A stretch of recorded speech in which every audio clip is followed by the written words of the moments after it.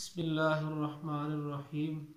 اس وقت ساری انسانیت پریشان ہے کرونا وائرس کی وجہ سے، تو سارے بھائی بہنوں سے گزارش ہے کہ نبی پاک صلی اللہ علیہ وسلم نے فرمایا کہ جو بندہ بھی آب زمزم کا پانی جس نیت سے پیے گا اللہ پاک اس بیماری کو ٹھیک کریں گے۔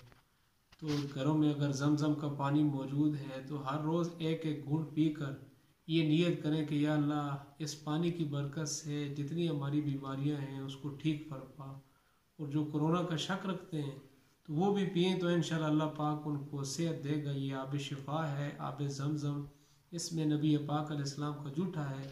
نبی علیہ السلام نے فرمایا جس نیت سے اس کو پئیں گے اللہ پاک صحت دے گا۔ اور دوسری حدیث میں آتا ہے سورہ فاتحہ ہر بیماری کا علاج ہے، تو اپنے بچوں کو، خود اور اپنے پڑوسیوں کو، سارے گھر والوں کو سورہ فاتحہ دم کر کے، الحمد شریف دم کر کے وہ پلائیں، انشاءاللہ اللہ پاک ہماری بھی حفاظت فرمائے گا، اور جو پیے گا ہمارا یقین ہونا چاہیے اللہ پاک صحت دے گا۔ وآخر دعوانا الحمدللہ رب العالمین۔